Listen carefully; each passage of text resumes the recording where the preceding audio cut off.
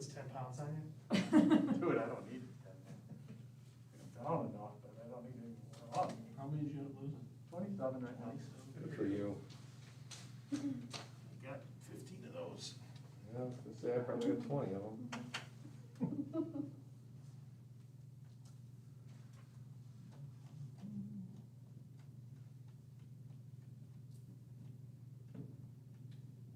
Yeah, I got a couple more to go. To lose? Now I got a magic number I gotta hit now. We got 7 o'clock. Good evening all, and welcome to this evening's committee of the whole meeting. It is September 8th. And here we go. Jim Barrett. Here. Jerry Harker. Here. Al Close. Here. Steve Link. Here. May Michael. Here. Tom Epler. Here. Please rise for the pledge. I pledge Allegiance to the flag of the United States of America and to the republic for which it stands, one nation, under God, indivisible, with liberty and justice for all.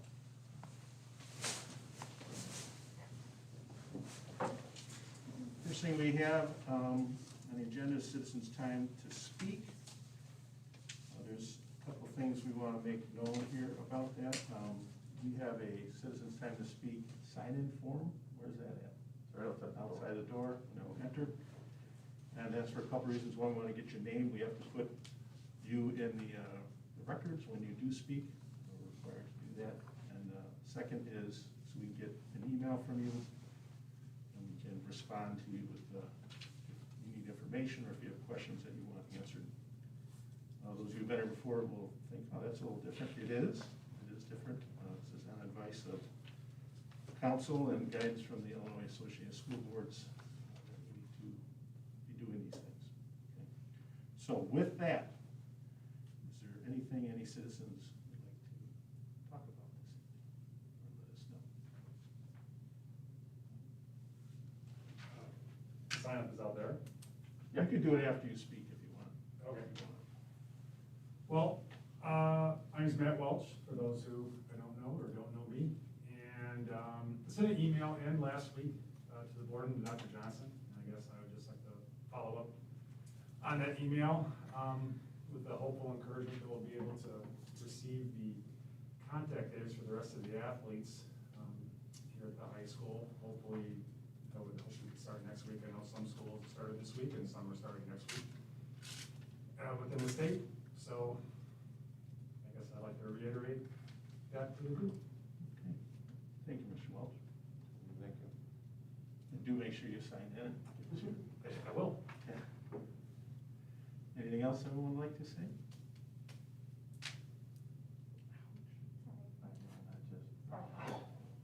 Okay. And we will head on to the finance report. We didn't have any submissions. Nope, no submissions. Oh, and if you want to, if you can't be here, there is a citizens to speak at Johnsburg12.org. You can send comments via email that way, and then we would read those aloud for you. And so that's another option if you can't make it but still want something known and read into the minutes. Thank you, Jimmy. I forgot about that.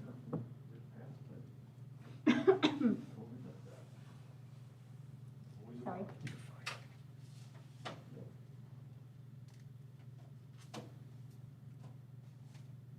Okay.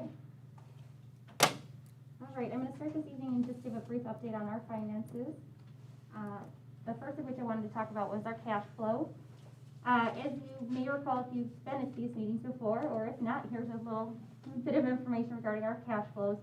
When we talked back in July, we were estimating to have a shortfall of our cash flow based upon the timing of our property taxes. We were estimating back then that we'd only receive about 75% of our collections prior to July 1. That was kind of what we were assuming in the red. The black line represents our normal year and what we would expect to receive if we received all normal property taxes. The green line is what we came and talked to you about in July and said, okay, it's obviously projecting better than we had assumed that it could be. given that we received quite a bit more than the 75% estimate we were using. As of now, the blue line is where we're tracking today. We're about $650,000 behind our normal receipts as of the end of August. And ultimately, we're expecting to catch that up by the end of September or into early October. The way that the McHenry County Assessor's Office allowed for an extension of the June taxes by not having any penalties, the penalties aren't assessed until after September 15th. So any collections that were due in June have until September 15th to be submitted without having any penalties on them. So we're assuming that September 15th, the collections will come in, and then we'll actually receive the taxes sometime after that, likely no later than October 1st. So we're assuming that we'll have a catch-up by October 1st. Right now, we're still assuming that we're going to be 1% uncollected, but ultimately, we're hoping that it's going to catch back up as it should by October. Do you have a question? I did. So county board is meeting on Thursday and talking about delaying payment or waiving fees for the September payment. Okay. How does that impact, or have you looked at that at all? So if So they're looking just at another 90-day extension for so that. I think if they were to do that, it might be a little bit late to the table. Right now, we're only about 2.5% behind our average for the year. So for those that actually did make the late payment, they were going to make the late payment anyway, probably. So I can't assume that it's going to impact us too greatly there. Obviously, we will keep an eye on that, though. Now, were you saying that you thought that the September So real the estate tax September installment would be 15th is- delayed another 90 days? Yes, that's what they're looking at passing or talking about on, they have a board meeting on Thursday. County So Okay. I was confused by the response. So what would the effect would have on our cash flow at that point? So ultimately, yeah, it could impact things. Obviously, if it's another 90 days, that would push us into December. But ultimately, our cash flow in terms of our borrowing for tax anticipation warrants wouldn't impact us till February to March, so we should be just fine. So cash on hand basically is enough. to It'll cover us, till for sure. February, Yeah. Even without getting the second installment? We'll still get the second installment. It's just how much we wouldn't get of it. You know, obviously, But it would- would delay 90 days, that's all. So Right. we have enough to Delay- get us to the second, even if it was extended 90 days. Okay. Remember, And Depends on it's what a- percent that are delayed. and it's not escrow. it's not the escrowed So funds. right, it's not the entire amount, because there are escrows. Yeah, We're still exactly. getting So paid. as of right now, like I said, we were only tracking about 2.5% behind. And when we had the collections in the spring, I think we ended up about 10% uncollected compared to what we would normally get. So really, it's not going to impact us as greatly as it could. So, but we'll definitely keep an eye on it. I'll let you guys know again at the second September meeting what we get. We just received another distribution, so I'll just make a comparison so you guys kind of know what's going on by then. In terms of our budget, we will be bringing the final budget for approval at the September 22nd board meeting. We've obviously had a couple of changes along the way. Our long-term plan, we are estimating, stop that for 1 second. We're estimating a surplus of about $440,000. Since then, in July, we presented kind of a less local sources coming in, and since then we've projected a little bit higher on that, and that does have a lot to do with the property taxes. We've also made adjustments to the state sources and federal sources along the way. The only changes that we've made since the tentative approval in August were adjustments for technology subscriptions. We've really just kind of been purchasing a lot of those so that the teachers have a lot of tools to work with the students, and the students have things to do from home in an easier capacity. We're still, as I mentioned, holding back at 1% of taxes. Typically, we're at about 0.5% of uncollected taxes, but we're budgeting for 1% to be on the safe side. We have not made any adjustments for staffing changes, so that also could impact the overall budget. And then we have not made any changes for potential reductions of registration fees, if that's something that the board wants to look at. Dan and I wanted to just mention it to see if it's something you want us to maybe bring back in the second meeting in September, or maybe just to kind of hold on to in terms of looking to see if we'll come back hybrid sometime, and maybe talk about it later into November. So it's kind of up to you guys if you want us to continue to bring that. Any thoughts on that? I kind of was the one that mentioned it last month about, I think we should look at what the impact is on that. Sure. I know personally, in talking to people, like, families have put out a lot of money themselves just to get homes ready and Absolutely. internet services and routers and desks and chairs. There have been a lot of home, costs Yep. now that we're remote and. And Dan and I've obviously spoken about that as well in terms of just, the daily childcare needs that some families have had to now spend as a result of having their students home instead of at school. So it's definitely something that we can address if the board would like to. I could bring a couple options back at the second September meeting, or we could push it to the October committee of the whole, just up to you guys and what you think. I'd like to see it at the next meeting. Me too. I'd like to really give it a fair shake. I mean, anything that we can do to help Yep. people out there right now. I'll bring a couple scenarios back for you guys to take a look at. Okay. Okay.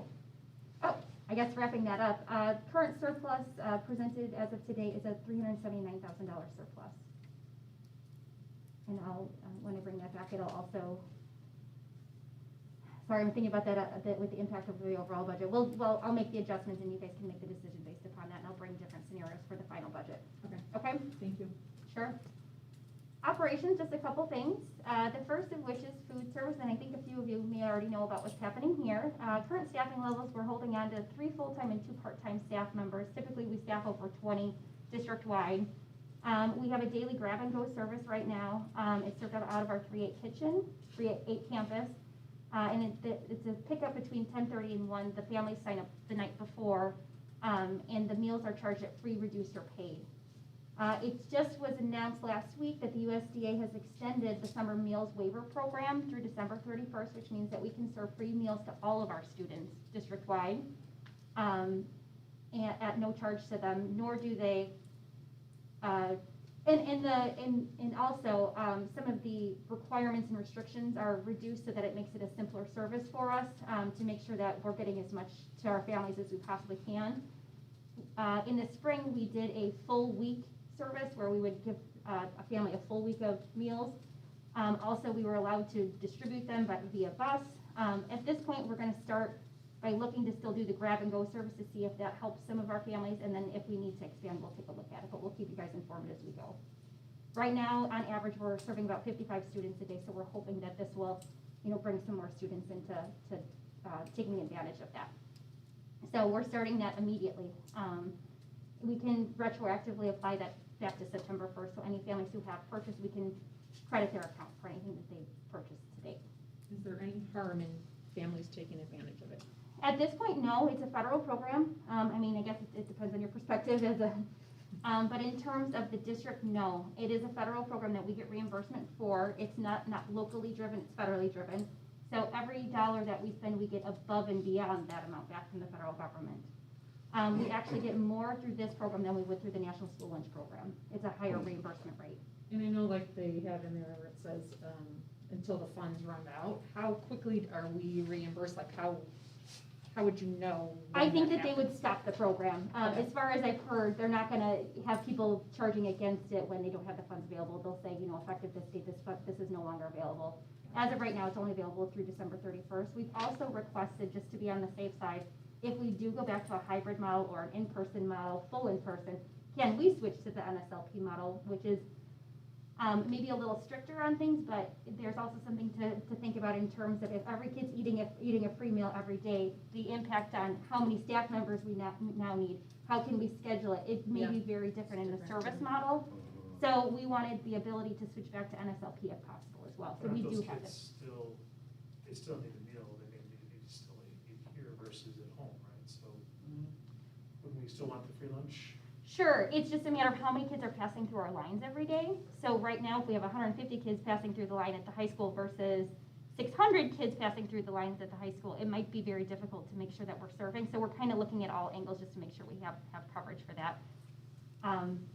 So at times at Ringwood even, we've had it where the lines were getting so long when we only had 2 lunch services that it'd make very difficult for the kids to have enough time to eat.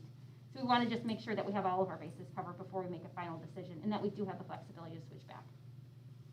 Just dovetailing off of the stoppage and the starting of funds, they'll stop, the bigger districts are who you really have to think about, CPS, Rockford, CPOs, those types of things. There's no way that they'll let those guys just keep charging it up, so as soon as they run out of money, they'll stop that program. Right. So, Yeah, they'll be on ahead of that for CPS sure. that type of stuff.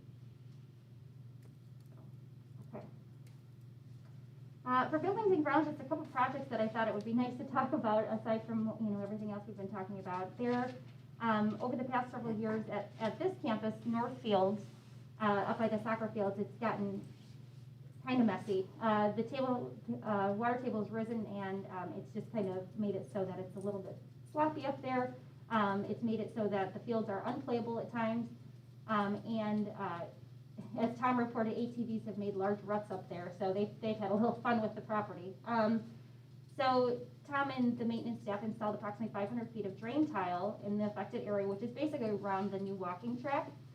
They just finished grading and will be seeding shortly. Got out ahead of the rain. I didn't get to see how it looked up there, but I'm really curious to see how it's working now. The concession stand and dugouts, they also did some repairs there. There was also some heavy rain infiltration there. They also did some drain tile in that area too. I don't have the photos for that. Tom just got those to me today. So that will reduce that from happening in the future. But it did destroy some of the drywall and had some mold growth in the concession stand, so they ripped out and redid that area as well as did some painting to the fascia, and they dug out areas for the softball and baseball fields. So just some kind of cool pictures. You can see that the walking track's right here. This is one of the trenches that they built, and then they obviously built some trenches through here as well. And this is kind of the final product before the seeding. Where are they sending the water to? Out to the east side. To my mom's backyard? I noticed that mowing. It just got done, so I don't know. Maybe it'll help the grass in some areas. Transportation. Currently, we are transporting one route to Summit School. Currently, we only have one student on the bus. We did have 3, which 2 of them went to remote learning. We're anticipating that they're coming back, so we're maintaining that 48-passenger bus. And the reason we're doing that is just to maximize the social distancing on it. We do have to run our buses. They can't sit idle. You have to actually run them to make sure that they stay maintained. So we are running a 48-passenger bus for that. Is it just a different bus every day? We do kind of loop them out. We also have one route, which is the wheelchair bus, which we have 2 buses, but we're only running the main bus because that's the one that is under our lease. And we have quite a few miles to use up this year, so we're not using our spare bus for that. We're only using our lease bus. And that's one student going out to Creekside and Woodstock. We have athletic routes for girls tennis, boys and girls golf, boys and girls cross country. Student supply deliveries we're doing minimally, but we are doing some. And then we're doing maintenance driving, obviously, to keep the buses up and running. Current cleaning protocol: between school runs, they mist and wipe down the handrails in the high touch areas. Obviously, with only a few students, it's a lot simpler to do that at this time. Between the AM and PM runs, they mist and wipe down the handrails, the high touch areas, the seats, and the bus driver area. So they just do a little bit deeper cleaning. Again, when we have more students on the buses, there's going to be a lot of attention to detail for this, and will take a little bit more time. Right now, obviously, with only a few kids, it's a pretty simple process. The bus PPE protocol is face coverings at all times. The first 2 and last 2 rows, they have the windows open. The roof vents are open, as well as there's assigned seats at all times, and this includes the athletics. Not that they have assigned seats for all the athletes, but you're expected to sit in the same seat coming and going to events. And that's all I have. Dan, you're going to be up. Yep, thank you. So I wanted to provide just an overview of the information we sent out last week, and I think we talked about several times in here as a board in regards to kind of the ongoing challenges. It's not something I think it's important to just remind the board that this isn't something that we don't work on every day. It's just kind of where things are at right now, and as we're continuing to work with things. So there's the first 3 that we have out there. Needless to say, COVID-19, the social distancing, the transportation requirements. In regards to COVID-19 and where things stand with that, just according to what IDPH is reporting and the different matrices that we're following in regards to that, it seems like it's the 2nd straight week where we've seen a kind of a county increase. We were a couple weeks ago 5.8 as a positivity increase, and it went to about 6.2, 6.4, and then last week it went from that 6.4 to a 7.9. Unfortunately, so we do monitor that. We do look at the cases per 100,000, which I think we're up to 79 now, which it was down to mid-50s. We're on the phone with the health department on a weekly basis. We're on the phone with the emergency management agency also on a weekly basis in regards to things. One concerning number this week that was higher than it has been and almost doubled this week was the youth cases that are on the school metrics website. That was normally it was in the minimal. It was somewhere around the 20 to 25 number, but this over the past week, that number jumped to 49, which was considered substantial. So those are documents and information that we talked about. We got another meeting tomorrow. We have a phone call, a meeting today with the McHenry County Health Department to talk matrices and things along that line. We have another one with the Emergency Management Agency and county superintendents as well, as we continue to look at that, as those things as well.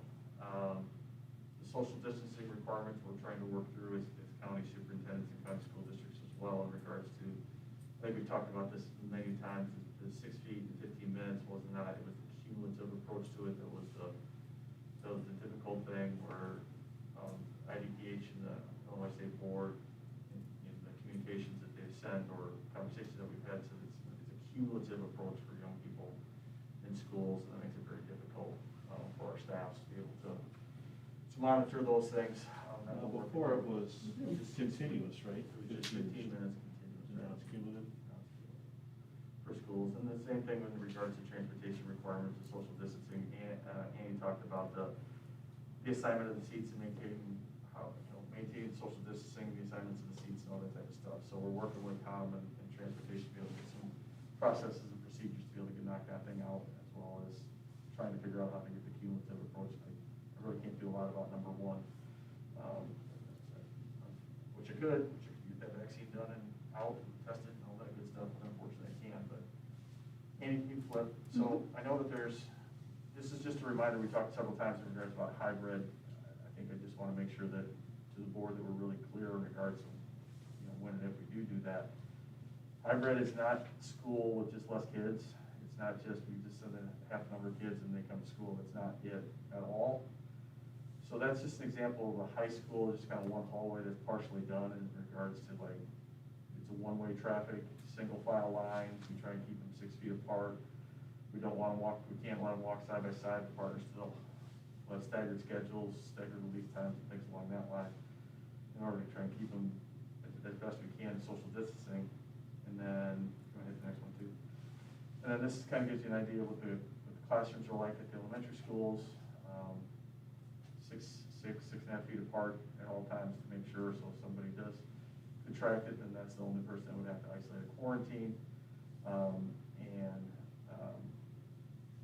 then it's for the safety of the staff. The top right is really a cafeteria picture. I think this is probably the elementary school, if I'm correct. For all kids, Ringwood, elementary school, junior high, and high school, you have to be 6 feet apart. Assigned seats, everybody's got to be facing the same direction. We probably would not be putting people next to friends because you want to limit the conversations and things along that line.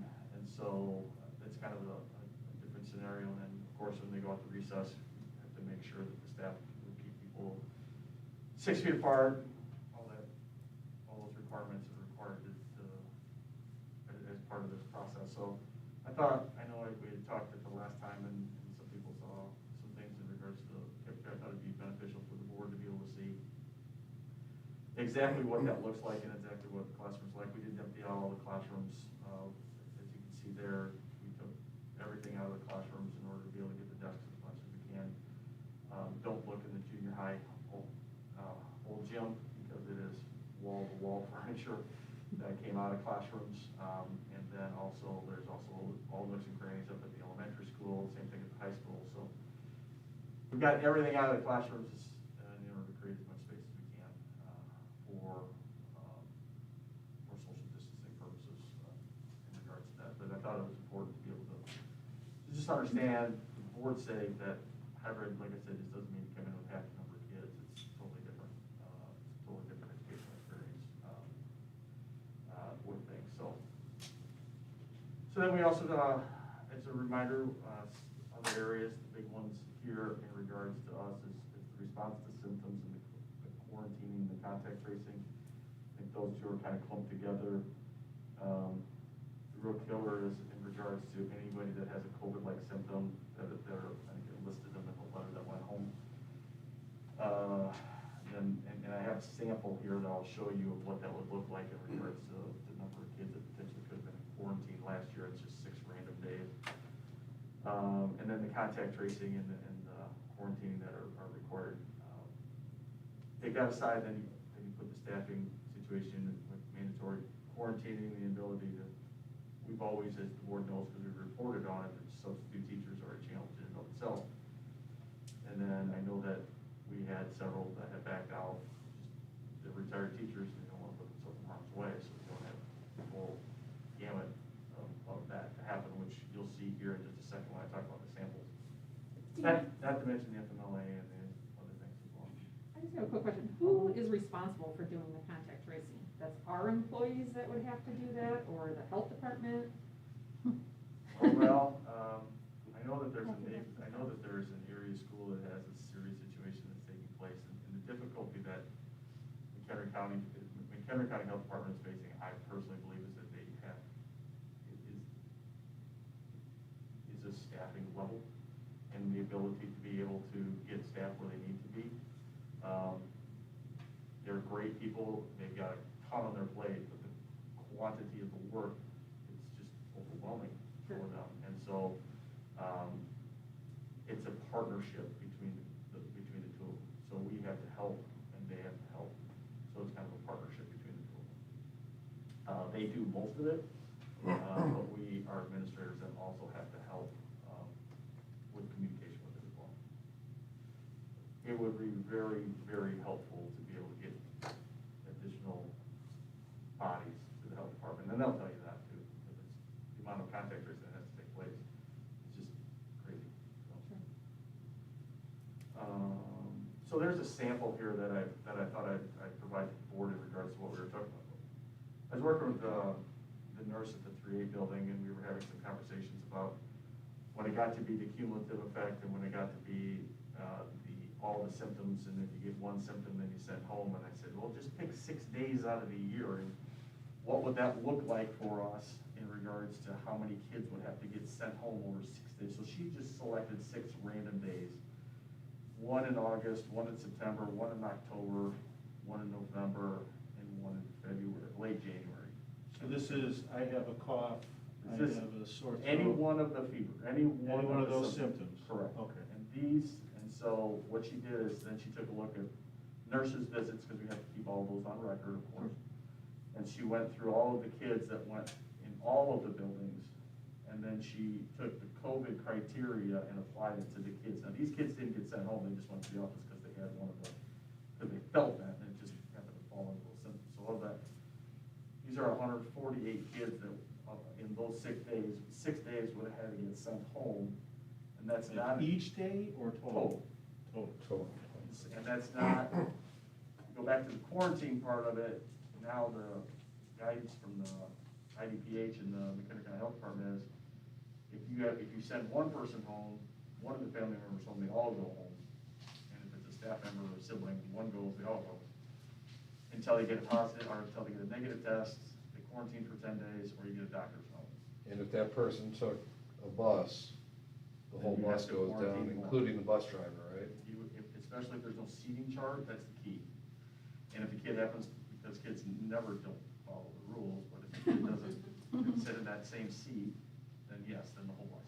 So that's the transportation part of it. So the quarantine of it, so there you're looking at 140 kids.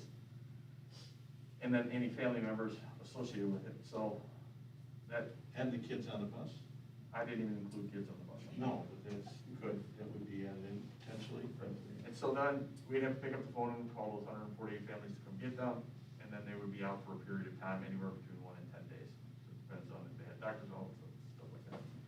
Now, I also felt it's important because the other component of this whole situation is staffing. You know, kids are gonna get sick, staff are gonna get sick, so then we took a look at staffing issues. And we talked about the limitations of subs that we already had, so we had to do internal subbing the way it was. Now that's gonna be limited because of the number of bodies, so.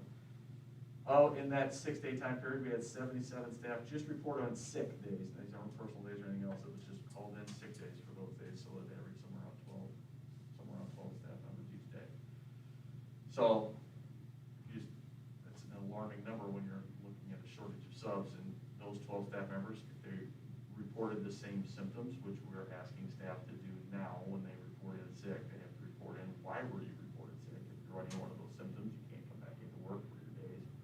We ask you to work at home, and so if any one of those 12, so you see it mounts up very, and I thought that those numbers would be helpful for the staff or the board in regards to kind of seeing what the numerical value of that looks like. So as of this typing, it was 11 staff members. I think, I had a conversation with somebody today, I think that went to 12. I think we have another staff member that's running quarantine right now that was notified this afternoon. So they notified us this afternoon that they have to quarantine for 10 days. So I just want to reiterate that this isn't stuff that we're not trying to solve every day. You know, it's not, I think that's an important component. We're not washing our hands out, we're trying to figure it out, so. And we'll get it figured out. How are you handling, so if someone is sick, a staff member is sick, and they work from home, what if they're too ill to do remote learning? That's what we talked about. We got it set up very similar to what they would do on a normal sick day, where they would have lesson plans that they'd be able to provide. And so if they can provide them directly to the families, that's great. And if not, then a fellow team member will be able to take and be able to help distribute that information. So it's a concern. There's no doubt it's a concern. Because it doesn't, to get a substitute for that, it doesn't work. No. So.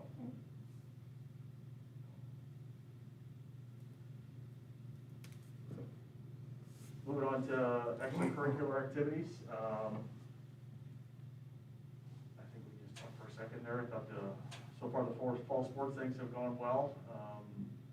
The season's the conversation before me.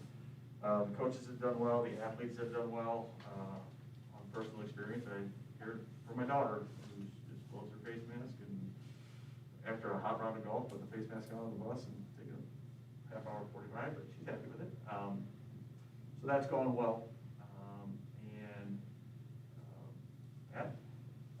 So then we're also looking to go with, to begin our contact days. Now, that doesn't mean physical contact, right? Everybody understands what contact days mean. It just means that there's. That is very confusing for Right, people. yeah. So Yeah. Annie came in, she's like, you might want to talk about I know, that. I know what it All means, it but, just means that you Yes. can meet with your coaches. Yeah.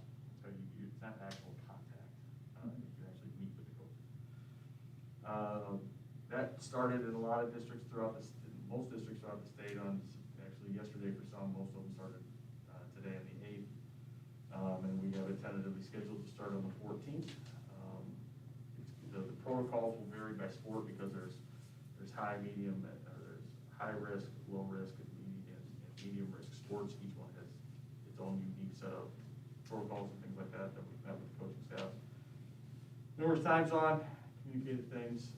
So we won't, just because how the schedule is, we spread the schedule out, so not all the sports are doing it at one time. It's a very spread out type of a situation for monitoring and social distancing and gym space and all that type of stuff. So we'll probably get close to 16 contact days in regards to things. Due to the fact that they would do that, then we bring some form of a partial stipend to the board for the 22nd. Just kind of baby step that. We're not sure what the next steps are. We haven't gotten the blessing yet from IHSA in regards to the next steps with the sports yet. So it would just be a portion of a stipend for those coaches that are able to get to the contact days. So Now, we have discussed this, but I think it warrants discussing again. It has been strongly emphasized to Athletic Director Jusky, and he has done that with his coaches, the importance of following these rules, because we here receive photographs of coaches that weren't following the rules, and I said parental eyewitnesses, and we board members have witnesses, so this has been strongly emphasized yes. to Mr. Jusky and his coaches that these rules need to be followed. Yes. I said I'm encouraging, I'm looking forward to an email from a parent that says we're over the top with the rules and the face mask. I said I would thoroughly enjoy it. Because the reality is people are watching. Yep. And the reality is people are trusting us with their children to do the right thing. And if someone wants to be the cool coach who lets the kids get away with things, that will ruin it for all athletes in District 12. And that'd be a shame. I've made that clear to the high school that we have no problem pulling the plug if we have people that aren't following the guidelines and things along that line, so. Yep. As it relates to non-athletics, Kevin and I, or Mr. Shelton and I have had a few few conversations, just preliminary conversations about providing some potential opportunities for some bands, for some music, and for some drama. These are just preliminary conversations with things. We haven't said anything, had anything up yet, but I just wanted to be transparent, make sure the board knew what kind of conversations we were having. We felt like we're offering these other opportunities for athletic side. We'd like to be able to see if we can safely do something for band, for music vocal, like maybe madrigals or something along that line, or drama to a limited extent. Like I said, we have nothing, but we will keep you informed as to those ongoing conversations in regards to that type of stuff. Any questions on that stuff? I did try to chat in a question earlier, it didn't go through. Couldn't get a Oh, through connection. the, Yeah, so. okay, your name is? My name's Nancy Thompson. Okay. And it, Just fill out the form when you're done. yeah, I did, yeah. It goes a couple slides back. I figured this would be discussed, so the reopening, it's back on that one. So is that the decision tree that you're talking about, Dr. Johnson, when you talk about the symptoms, like having one of every, if a child has one symptom listed, there's, this form on the Illinois Department of Public Health, it's called the decision tree. It's part of it. There's other stuff that we've done Yeah, from the Illinois Department of Health, or the McHenry County Department of Health. Yeah, so it seems just a little misleading because some of the verbiage you use is must, required. In my understanding, I've had some conversations as well with the Department of Public Health. I'm just trying to be an informed parent. Sure. And just, understanding, everything going on. So my understanding with this decision tree is it's used as a guide for the school districts, as long, with everything else that you get from the board, the ISBE. All of this is used as a guide for the board to then make decisions, what's best for the district. And I feel like some of the verbiage in here makes it seem like it's absolutes, like, with some of the terminology with the must and the required, where I don't think that's an accurate depiction. And my understanding is too, this decision tree is actually being revamped right now because it was coming across as being restrictive by the different districts. And they're actually bringing in possible language to have like the nurses in the districts or in the schools to use their judgment. So if a kid comes in one day and says they have a stomachache, that nurse probably has some experience with the child. So they're thinking of putting language in there that the nurse can use their judgment, with maybe certain symptoms that the child's complaining of, like a stomachache. That could be any child that's anxious about coming to school could have a stomachache. So my understanding is they're looking to revamp that along with other metrics and different things that they're going to be rolling out to the districts going forward to potentially give, current guideline as far as, what is possible for reopening. So I'm just curious as far as the board, is that You're right, something there are you've seen yet? Or, when that comes out, will then another parent survey come out? Will we be, as parents included in on, these updated guidelines and, comfort level as parents as far as reopening and things like that? And I know that there's there's a lot of, the districts in the area want to be, a lot of continuity. And, everyone wants to be on the same page with neighboring districts, and you've got Marengo that's open, Antioch is slowly opening, so there are some neighboring districts that are slowly opening. And it just seems here that, it's a small town, and everyone you talk to, or people you talk to, say, oh, well, word is, we're not gonna open for the rest of the year. It's very hard to hear as a parent, so. That's news I haven't heard. Yeah. I haven't heard that I've heard it either. from a few people, school that that's the word on the street, so, I you know, missed and that it's hard to hear as a parent, that if that's in anybody's mind, it's already counted out. Well, I could speak as a Yes, member of okay. the board, and we've been informed along the way, almost to the point of probably, well, I'm a parent too, so I get a gazillion of emails, it's like enough already. But what we have been is kept abreast of everything to do is, everything that is new comes to us, we're made aware of it, and those decisions are very fluid, and we're adjusting all the time, and I think they've done a very good job keeping us all informed. And I can speak for myself personally, and just through conversation with Dr. Johnson, there's no better place for our kids to be than at school. And they're doing everything they can to get our kids at school. And I can assure you, we aren't saying we're not going back this year. We're trying to find anything that we can do to get them back. I'm a teacher myself, and this is the most joyless year I've ever had teaching. It's my 27th year teaching. Everything that's wonderful about being an educator isn't there. Are the kids learning? I can speak for my 3 children that go to school here at Johnsburg. Yes, they are. I'm very pleased with the instruction they're getting. And if I had to pick between hybrid and what we have now, I would take this hands down every time, because at least my children are with their teacher 5 days a week. And they can ask them questions live anytime they have them. So we are aware of the things you brought up. Actually, Dr. Johnson, was that today or yesterday you sent us that email telling us? Yesterday. So yes, we are in the loop on that, and we will always make what we think are the best decisions based on the facts on the ground for the education of our students and the health of our students. I don't know if anyone wants to add anything to that.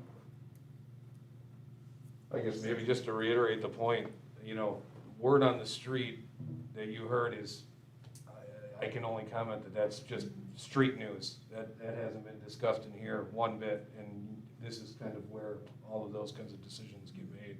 So, I mean, just to reiterate what Tom said, you know, we are all for trying to get the kids back into school. And we're gonna go down kicking and screaming and try to make that happen. So I can assure you what you heard on the street is not true. I'm not saying, I didn't say I believe it, I said it's hard to hear. Sure. It's very hard to hear as a parent with 2 young children. It's very hard to hear as a superintendent. And, you know, the surveys are helpful, so, you know, those can, I think I see that as a parent, you know, like getting the input from us is, you're including us in those decisions, it's, you know, as parents in the community.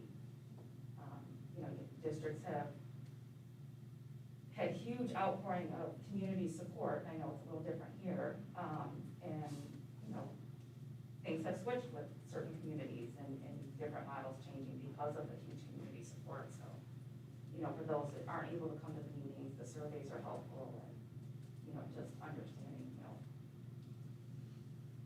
us having a voice is very important. Thank you.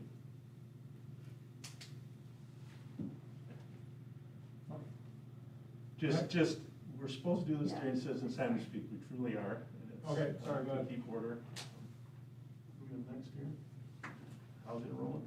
Yeah, the thing that we do annually at this time of the year is to take a look at the 6-day enrollment report. And it's a way that we're monitoring trends, we're taking a look. This information is provided to the ROE for a variety of information that they utilize it for. And then we'll take a look at enrollment trends and things like that. Now, needless to say, this year is a little bit different in regards to the pandemic and the impact that that has had, not only on us, but on pretty much everybody. All school districts, for enrollment purposes. So I gave it a detailed, lengthy report in your board packet, and I'll just touch base on a couple of various areas here where, excuse me, the first one is the enrollment report that just gives enrollment projections for the future. So you can go down a little bit more. I'm trying to get there, it's a little hard on this thing. We're down about 102 students that we had last year. You can see the 5-year trend that we've had, where we were down 67, 69, 61. We were up last year, 28, but unfortunately we're down 102 this year. One of the things that we always watches the number of graduating seniors from last year with the number of entering kids this year. So we had 162 seniors graduate, and then we had 99 incoming kindergartners this year. So a big chunk of the 102 is that difference right there. We did have some families that let us know that they're currently homeschooling with the hope, with the opportunity or the desire to be able to come back when we'll open up. So we're optimistic with those numbers. You can see that in the projection. Really, the board's seen this report numerous times over the past years. For 5 years, we've projected for a drop in enrollment. Normally, it's always that 5th year out that we'll see a balancing out as the enrollment, as the grade levels flow through the chart. So, if you want to go to the, yeah, do that one. So this is a comparison towards the end of the year to the beginning of the year. You can see it's significant on some grades. A note to 8th grade, the reason why that's our difference in the bubble class. You see the 129 and the 153. There's been a break there that we've followed since that group has been in kindergarten. We've been following that group throughout. So they just now are in 8th grade and headed to high school next year. So that makes up a big chunk of that drop there. Dropping the first graders too, huh? Yes. If you want to go back one, I'm sorry, go to that one, the building enrollment changes. So there's your enrollment changes. That's a comparison from 6th grade, our 6th day enrollment to 6th day enrollment. The 8th grade, like I said, we've already pointed out that one, and then you can see in particular, Ringwood and 4th grade are kind of our biggest hits in the dirt along that line. So. For those in the audience, thing I personally like to look at is this way. You see what happens to the class as they go through.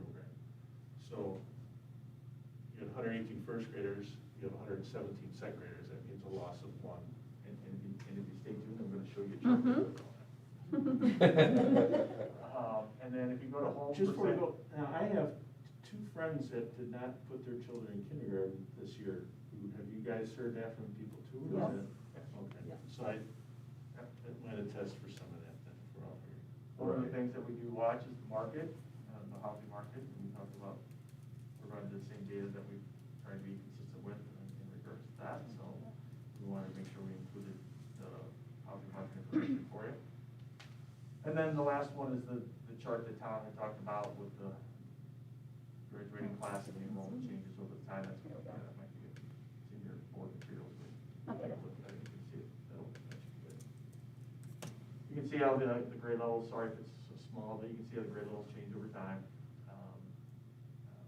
The far right column changes what that particular graduating class or that graduating class did from last year to this year. And then the one that says overall difference is where they came in as kindergartners to where they're at this year. And the change that we've had. So I think this is a positive. Obviously, it's positive, but they grow every year. Right, and that's surprising to me, and I'm not sure why, but. it's a trend that we've seen over the Why it past grows? several years. Yeah. Is that the classes have grown every year. So They just hear about how great the schools are. I mean, it's great, but it just, I don't know. Is that I'm always consistent surprised. with other districts too? Come in small and finish strong? I don't think it is. Well, I would love to say I knew Jim, but I don't. I think it's I'm not tomorrow. sure. The district I'm in, it doesn't work that way. Yeah. no. I'll have to ask Dawn about hers. I'm not sure about that. I'd love to be able to answer yes or no, but I don't want to speculate. They gotta come from somewhere. Yep. All right. So now we're going to have Fran talk in regards to student services and potentially bringing some students back. So.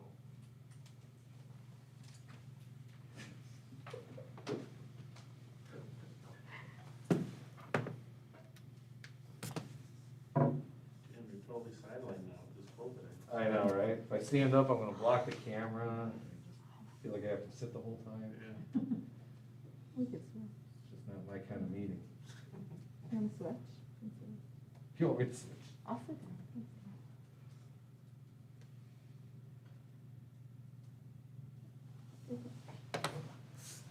All right, well, hi, been a while. No. Pre-COVID. Pre-COVID. Yeah, COVID, yeah.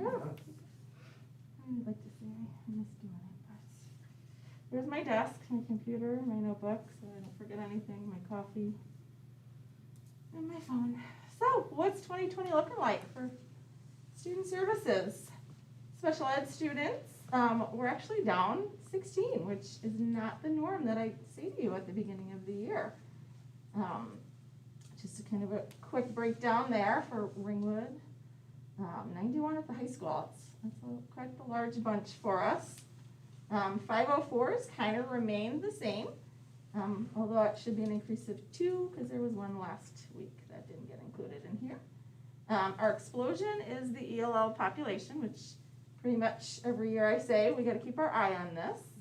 So we are an increase of 7 from last year as far as just the number of students that are serviced. Your monitors are in addition to the numbers that you see there. So monitoring students, remember those are students that have met the criteria on the access test. And then for a couple of years after that, we're continuing to monitor how they do in the general ed setting with grades and things like that. If they start to falter, we pull them back in for services. So, and then just staff pretty much kind of remain the same as far as certified and related service personnel.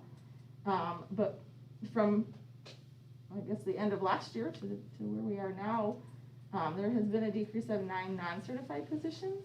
I do believe that remote kind of has helped that number along, I suppose. We are able to do things a little bit differently since some of students that have aids on their IEPs for things like gym or the other exploratory classes are not necessarily needed in this particular remote setting.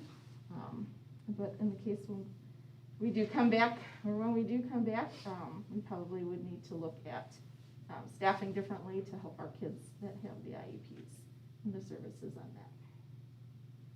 So not much different from year to year. What does remote learning look like for us? Well, we've got kind of 2 houses. We've got the outplacement facilities and we have our in-house. Outplacements, most of them in the beginning of the school year were hoping to start in person. Most of the emails I had gotten were they were going live. And one by one, they kind of dropped off and said, no, we're going to start remote. We do have 2 school districts, or 2 schools. Summit School down in the Elgin area and Woodstock has now just started to bring back their low incidence. So those are the only 2 bus runs I have going right now. The other ones have talked about starting to bring kids back. They keep delaying their start date. I know Dr. Johnson did talk about SEAL, did have students in person. Those were not our students. Those were a different classroom setting, I guess. Their low incidence population, and they started with their younger grades. So the students that we have over there are high school age, so they were not in person. They were not affected at this point by the shutdown. But Alexander Lee has a kind of moving target. Same thing with Connections Academy East. They keep kind of saying, well, maybe September 8th, and well, maybe it's the 14th now. So they're doing the same thing we are, monitoring the situation, keeping us, contact with us, and transportation as well. Transportation has been great. There's a lot of different moving parts. And then again, with children that need to kind of quarantine, we have to stop it and then restart it on the different start and end dates there. So they've been busy at transportation, at least for the couple of students that we've got out. Actually, one more at McHenry School District. We do have one child there that attends the transition program, and they are actually in person as well. They're hybrid. So that's another transportation we have going there. As far as our in-house students, kids are, for the most part, logging on.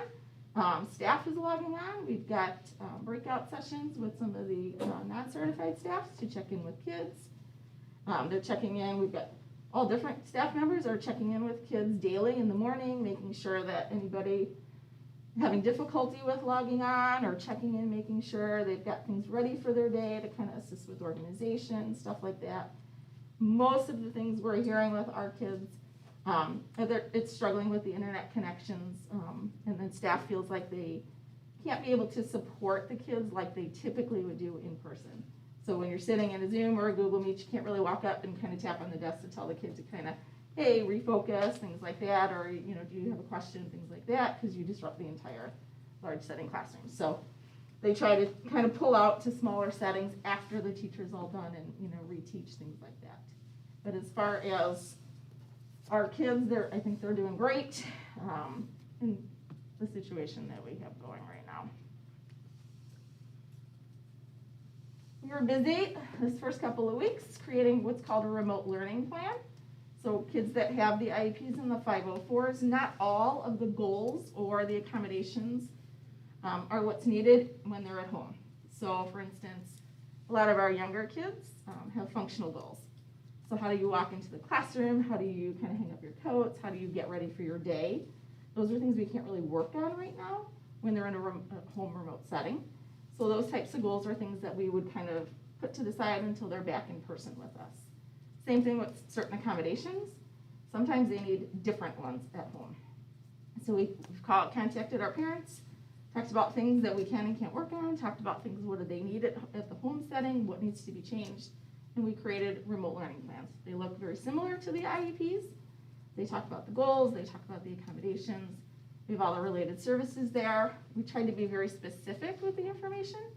So if you had OT, what day or time would you be doing that, so that it's an easier kind of calendar for a parent, especially of the younger kids, to kind of know when they need to log on for certain things, because their classroom schedule is this, but then you kind of have to add some of those related service ones on in a different link.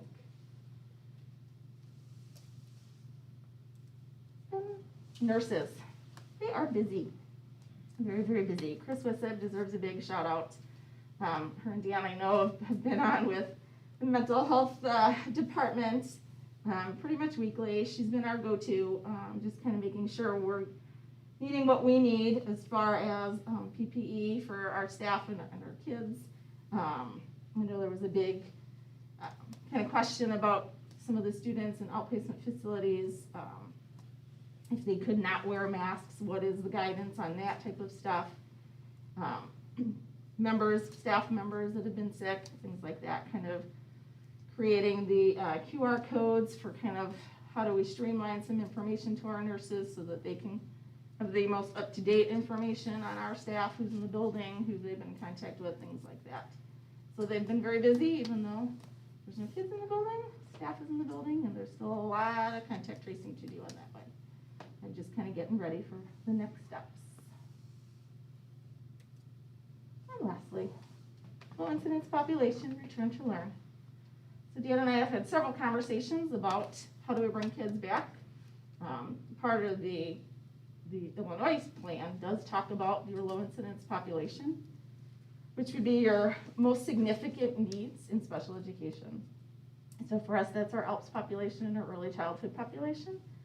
It's roughly about 25 kids in the district, but these are the kids that struggle with remote learning. They need the hands-on.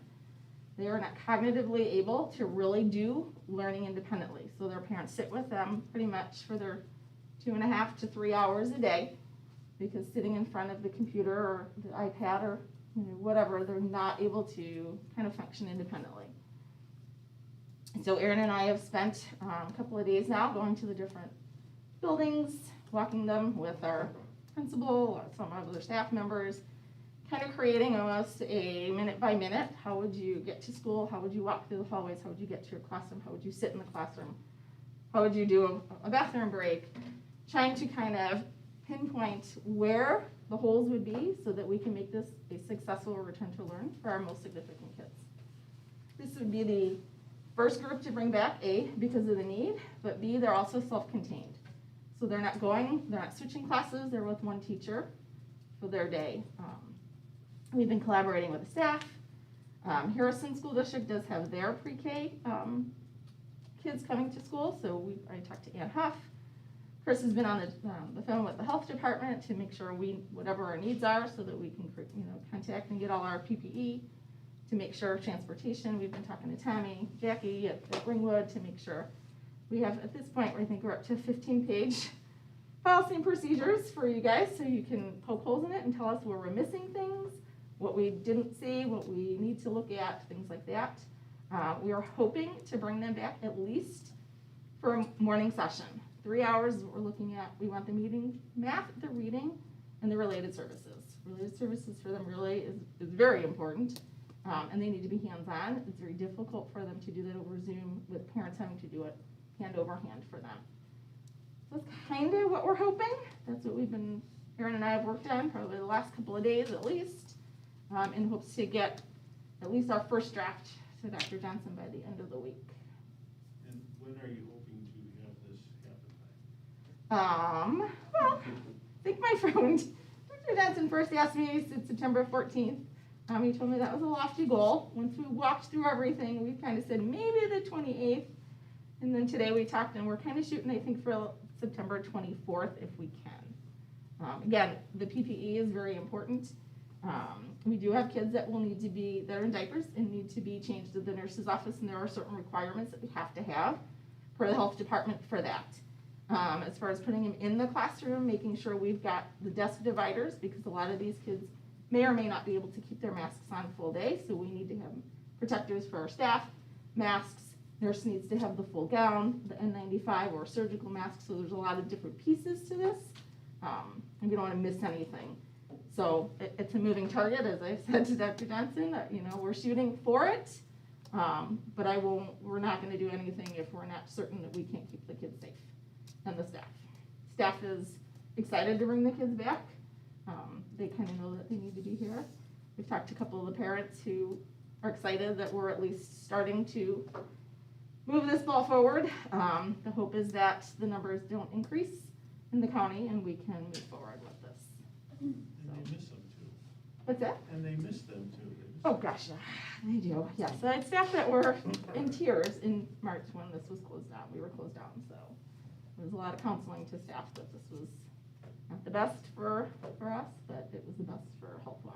So yeah, they're excited to get them back in the building. But Are all your Alps kids at just Ringwood?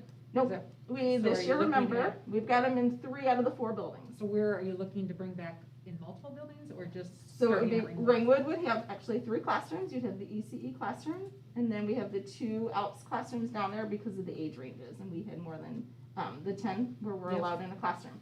So we took Chris Oshbacher from the elementary building and moved her down to Okay. Ringwood for the school year. So the elementary building does not have a classroom, the junior high has a Junior, classroom, okay. and then high school has a classroom. So Ringwood would have the most, they'd be about 17 kids over there, and then we have 3 at the junior high school and 3 at the high school. But just listening to everything, tonight I actually have a change that I will talk to Tommy about. I'm thinking maybe separate buses for each classroom, so hopefully if somebody does it's just all these thoughts go through your head but if you put all the kids on one bus and one in one classroom has to be quarantined, that could affect multiple classrooms. So every time you kind of talk, you think of different scenarios and things like that. So but we've got, like I said, there's a 15-page document. We're trying to go classroom by classroom because they are each different in ages and grades and what they can do and where they move to. It's as detailed as what door do they walk in, how is the procedure, the temperature checks and all of that, getting off the bus, how do they walk through the hallways, what are the classrooms set up like, bathroom procedures, especially for the younger ones that need to be diapered. So we're trying to, we've talked to, like I said, the principals have walked with us, we've talked to Jackie at Ringwood, and what do we do about, how do you clean the bathrooms, do we do, an hourly clean if the kids are in here, how do we, move them throughout the building, keeping them 6 feet apart, so looking at what are the purchases we need to make in order to keep that, where do we put our staff in the hallway to keep that, safe. So there's a lot of little moving parts, and like I said, every time we talk about something else pops into our heads about, oh, we can do this maybe, and change that up. So we're hopeful to get, like I said, our first draft to Dr. Johnson this week and move from there. Thank you. Thank you. Thank you, Fran. Good to see you. You too. Terry again?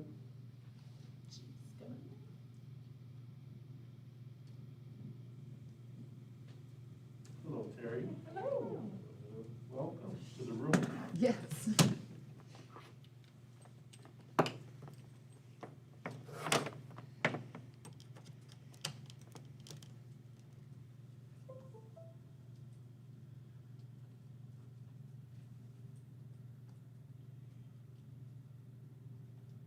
Oh, I'm sorry.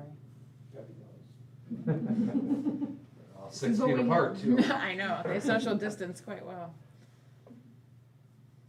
There we go. Oh, I forgot about this. It's been a while.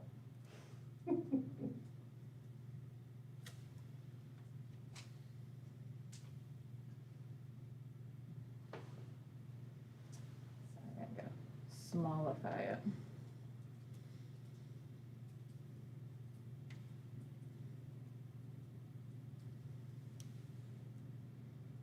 So I can actually bring it over.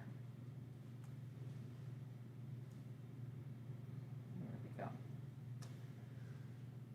All right, so my presentation is just giving a quick update about how Curriculum Office kind of helped prepare for the start of the year, and then at the end, Cooper gave me some information about current technology, just to give you some updates on that. So back in May, it seems like 3 million years ago, back in May, we sent out a lot of surveys to staff, but I sent out one just wanting to know what are your PD needs now as we wrap up our first experiment into remote learning, and what do you anticipate student learning gaps to be? Because I think, teachers would have some sense of what didn't I get to, what are we going to need to move forward in the fall. So I used that data along with some available research, and I developed that curriculum instruction plan, so that's a link, you can read that at your leisure. But basically, I came up with 3 goals. We needed to obviously identify where the gaps were, and we're actually currently doing that this week with our first foray into remote testing with MAP. Then we need to develop, and this is going to be kind of ongoing throughout the school year, develop modified scope and sequence documents that address the gaps. Some of the research that I read was you really still need, you shouldn't back up and just hit the gaps, because then you're going to lose grade level content. So you should actually do mini lessons and then keep moving forward. It's called interleaving if you want to look up the specific name, or spiraling. So kind of, we'll talk about this in a second, gave some PD on that this summer. And then I determined from the survey and from the research what kind of PD would we need for the rest of the year. So again, that plan is a year-long document, and we'll change as needed. So based on that plan, I scheduled some, I called them curriculum work sessions, in order for staff to begin working on those revised scope and sequence.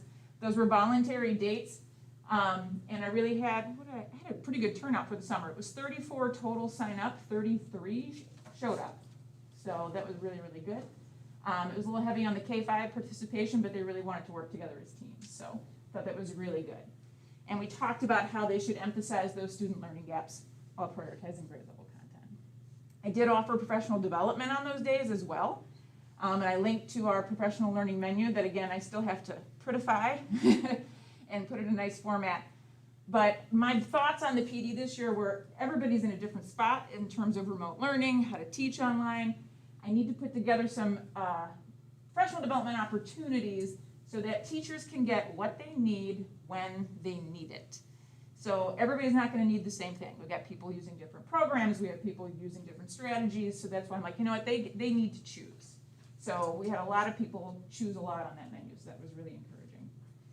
The menu's added. I think we have 18 choices right now that they can choose from, and it's going to continue to be added. I want to expand that into subject-specific areas as well. And again, that's available for them all year, so they can earn clock hours and PD themselves all year. Hey, Terry, before we move too far, going back to that first slide, when you said you sent out in May, June, the survey. Yep. We were actually running, at that point, we were still running two. It's winding paths, down. right? We were sort of running two parallel paths as far as because we had decided at that point to go remote. I just want to make sure people understood that we weren't only looking at remote back in May, June. Yeah. It was just one path that we were investigating. And if you look, I said, what are your PD needs in general? So I just said, in general, what do you need? Instructional strategies, but then I said, I was kind of planning the ifs. If we do remote, what do we need at that time? So yeah, I just wanna make sure Yep. everybody understood that. I was trying to, yeah, when you say running different tracks, I was kind of wanting to get the needs of if we do this or if we do that, what do we need, so I could better plan. Let's see. So then I was also interested in when we actually started remote learning. At the end of the first week, I thought I want to get staff initial impressions. I want to get staff, like, what do they need right now after the first week with students back. I also asked them, and this isn't on there because it was written and it was really ugly, but I also asked them about their successes in the first week as compared to the spring. And there were some really encouraging things on there. And the one that tickled my heart the most was, I learned so much technology. So it was really good to see they had a lot of successes. But we actually had a lot of responses. We had 102 responses, so that was really good. So again, there's the overall. They were very pleased with student attendance this time around. By the way, where I got this from was the survey in May. This was their feedback about remote learning. They're like, the attendance was poor. These were the big things that they said to me in May, so I said, okay, how are they now at the end of the first week? So as you can see, the lowest one was, well, these two, student engagement and technology software being used. Again, we are using the Chromebooks with students, so I think staff are adjusting to how to work with those. We provided training on the professional learning menu for that as well. But I was encouraged by the overall first week. We had adequate, good, very good. So if you look at the numbers across the right, some pretty decent numbers. So 1 week doesn't make a trend, right? One So week you is a think baseline. it is- 1 week is a baseline. Oh yeah, I'm gonna send this out again. Yeah, but I wanted to get that baseline as soon as possible, but not the first day. In terms of attendance, because I measured that on the survey, I'm going to show you some attendance data. But Ringwood and Jess, I just wanted to make this clear, they take attendance once at the start of the day. The junior high and the high school take attendance each period. The junior high, that's apparently, somebody correct me if I'm wrong, it's new to the junior high to take attendance every period. So they're still kind of working out some logistical things on their end for getting it out of Skyward. So I did graph the average percent attendance for the first 6 days, and the reason I point out the junior high is they're a little lower, but I think they're not, they might have to go back and clean up some data from the end of the day. But still, pretty good attendance. Staff attendance, they have to be at their respective schools in person 2.5 days per week. Staff let the building administration know what days they're going to be present at school. Usually they have a shared spreadsheet. Staff take sick days, personal days in ASAP, which is our attendance program, as they normally would. Principals were kind of informally surveyed. They said, hey, most staff are in the building most of the time. Most of them are coming in more than 2.5 days a week. I think I see the same cars in the parking lot 5 days a week. So looking ahead, I want to continue to support teachers with any needed professional development. That's the other reason I want to send that survey out more and more, because I'm like, what do you need now? What do you need now? But right now, they mainly needed, or they indicated they needed lots of Google Meet training, which I completely understand, and building specific programs like Seesaw for K-5 or Google Classroom for 6-12. We're going to continue to help buildings with remote MAP and AIMSweb administrations, which we'll talk about in a second. Those are going to help us identify learning gaps. And we're going to review, or I'm going to review the staff written responses to help rectify any indicated issues I can do right now. Speaking of assessments, our district assessments are going to be administered remotely. MAP is going to be, well, actually we started it today at Ringwood. That's going to use a web-based browser rather than the NWA app, so proctors can communicate. Had a few issues with that this morning. It was interesting, but everybody got tested, so got it done. AIMSweb, that's going to be next. All of those assessments can also be administered remotely using either video conferencing. When I say that, that's the K1, where they do the letter naming and the letter sounds. That has to be one-on-one. Or TestNav, which is the testing app as they normally would. Guided reading, there's a little bit of a change. Normally we would use the F&P system, which is that benchmark assessment system, to actually level the students, but they're not releasing the books that are used in that system for teachers online. No, we asked them several times. So we said, you know what, we have Reading A to Z or Learning A to Z. They have a leveling system. We'll use that for 1 year. The kids can't access those books online. Are they worried about? What they, copyright, what is their concern? Probably, I think that's the primary concern, but yeah, they were like, you could use these other assessments, and we were like, no thanks, we'll just use this. And again, for all these assessments, specific scheduling administration details are decided at the building level, so they'll send that information out. SAT, wow. Has this changed since May? The SAT, just as a reminder, the students must take the state required assessment at the high school in order to receive a regular high school diploma. So that is why they are still going forward with the SAT. The fall administration is for seniors that did not take it in the spring.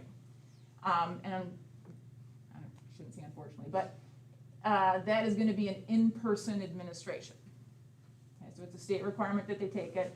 Now, seniors have a choice. They can take it in the fall or they can take it in the spring. So right now, I think they're getting the numbers about how many kids are going to take it. They're going to do the October date. There's a September date. They think the high school wants to do the October date. They're still kind of planning. But communication about that is going to be sent to parents pretty soon. I think it's tomorrow afternoon or the next day that they're gonna send an email to the families. Yep.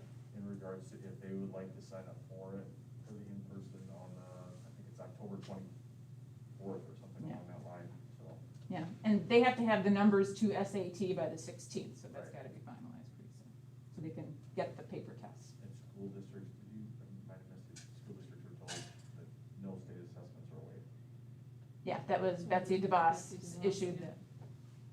Said, nope, we're not waiving any spring assessments. So not like, I doubt you could probably answer this question, but what happens if somebody refuses based on their own health risk or their own feelings towards everything? There is a process that you can apply to see if they could get that waived, but usually with that kind of stuff, they're like, no, we can submit the paperwork. Right. But usually it's only for certain reasons that they allow that. And now for Cooper's tech updates.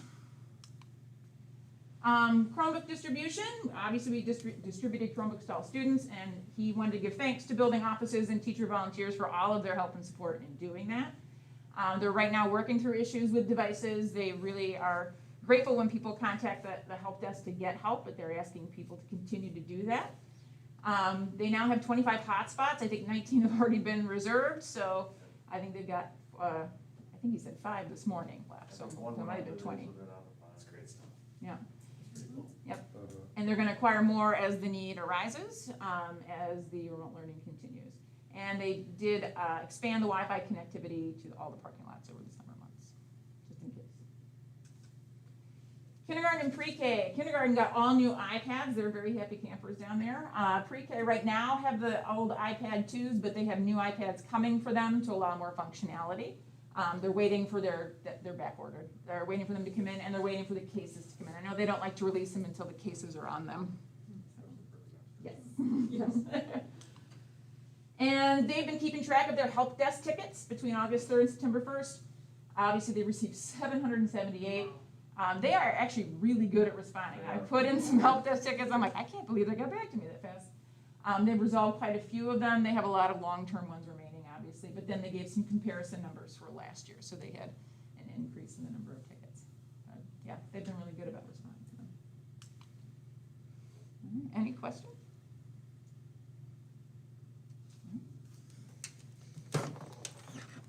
Terry? Thank you. Board policy report, any highlights, Chair? Yeah, I'm good. I'm not sure if there's goodies in there that if you have questions, let me know, and then if you don't, then we go ahead and put those in for approval at the upcoming board meeting on the 22nd. Notice what happens when there's a pandemic. There's very few to deal with. For the business, our next board meeting is right here on the 22nd. And if we have lots of people move down the cafeteria, you can watch online if you want. You look out there and you can communicate the citizen to speak at Johnsburg12.org. All right, thank you all. No, Dr. Adjourned. Johnson, if I I was gonna say, Do we you have a want lot this in of. the minutes? Should I read? No, I'm yours? just gonna say, for those folks that are tuned in, we have a lot of abbreviations out there. Sometimes I think it might be helpful if, it might not be something that someone's knowledgeable of, they might be questioning what that abbreviation is. Maybe we could just, have them speak on it real quickly and say what it is, and that's it. If they have more questions on it, they can always reach out. Or we have that document we could have there. That would be helpful. Put that online or something, The possible? Jerry document? The Jerry. Like F and P, when they were talking about that Yep. earlier. Helps, Yeah, ECD. so, I mean, I could use that as we could put that as a reference board page. Right. Yeah. This might be helpful. Just a link.